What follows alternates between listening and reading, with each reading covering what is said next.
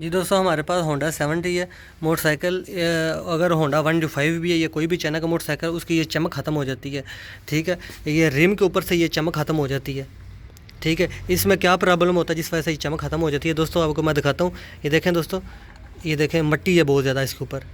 ठीक है दोस्तों, ये देखें, ये बहुत ज़्यादा इसके ऊपर मट्टी जमी हुई है, जिस वजह से अगर आप इस ऊपर कपड़ा मारेंगे तो क्या होता है, इसके ऊपर रगड़ें लग जाती हैं। उस वजह से भी अगर ज़्यादा देर तक ये मट्टी ऊपर रहेगी ना, तो भी इसकी चमक ख़त्म हो जाती है दोस्तों। ठीक है, इसको आपने सफाई रखनी है, उसके बाद ये तारों की भी सफाई रखनी है। इधर जंग भी नहीं लगेगा। ठीक है, अगर इसमें मट्टी जमी रहेगी ना, हल्का फुल्का पानी लगता रहेगा, फिर इधर जंग लगना शुरू हो जाता है।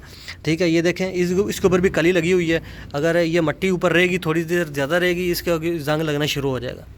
ठीक है, अगर इस चमक रखना चाहते हैं, मोटरसाइकिल को नया बनाना चाहते हैं, तो आपने क्या करना है, इस मट्टी को आपने उतार लेना पानी की मदद से। कपड़े की मदद से आपने बिल्कुल भी नहीं उतारना है इसको।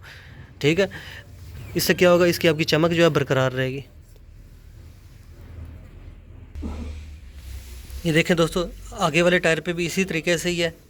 हमने कपड़ा नहीं मारना इधर। ठीक है दोस्तों, कपड़ा मारेंगे रगड़ पैदा होगी, उस वजह से क्या होगा, ये चमक इसे ख़त्म हो जाएगी, रगड़ें लग जाएंगी। आपने पानी की मदद से इसको धोना है।